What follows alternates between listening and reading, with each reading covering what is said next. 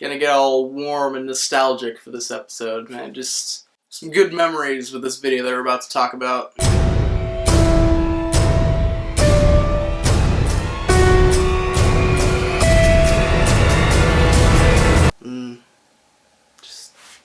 Just brings me back.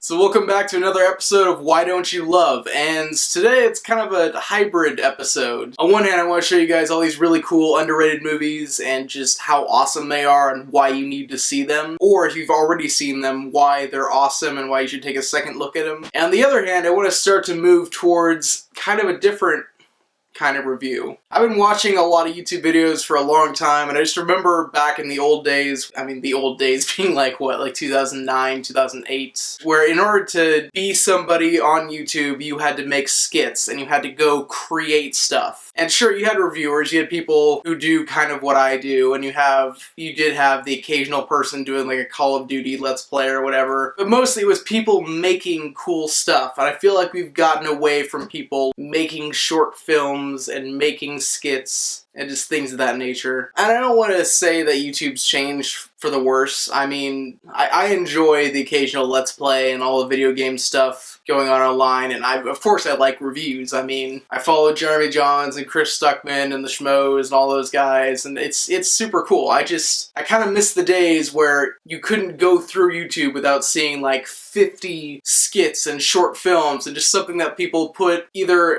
a weekend or like an entire month or an entire year of work into it, and they created a story. And I just feel like short films as a whole on YouTube have been really underappreciated, and I want to bring back some appreciation for those types of videos. So the film we're going to be looking at today it's called Tell, and it's from 2012, and it's by Ryan Connolly, who is this guy from Film Riot. It's this really cool, like, video tutorial, behind the scenes type channel on YouTube. Seriously, if you haven't subscribed yet, and you are really into making videos, and you want to make short films, and eventually get into the film industry, you need to be subscribed to this channel. The advice they give, the insight, it's awesome. And I've been entertained by a whole bunch of Film Riot sketches and commercials and all that stuff over the years, but this short film back in 2012 was the first time I was like, well, shoot.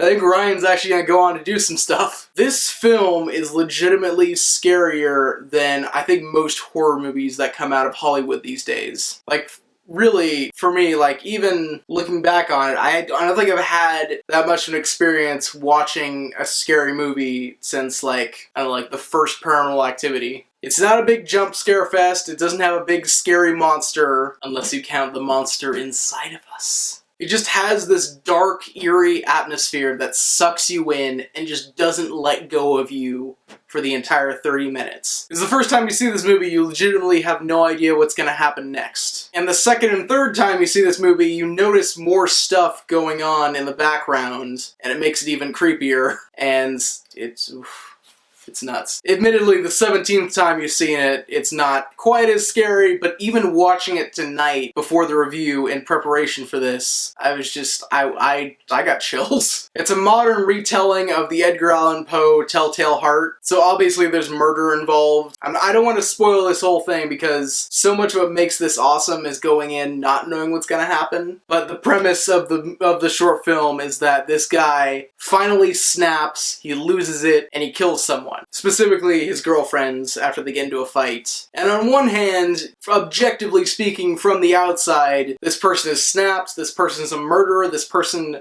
is seemingly unrepentant about it. So you have all the case in the world to be like, no, I don't relate to this character. But then at the same time, he's just written in such a way to where you're like, yeah, no, when you like lose it, when you lose control for a couple seconds and then you have to deal with the consequences of that, like, legitimately, what would you do? And then you throw in, like, some other psychological stuff, like, let's be honest here, we all have a little bit of a dark side to us. You know that thought in the back of your head, like, you see someone on a bridge somewhere, and you have that thought that pops in the back of your head, like, be a shame if they were to slip.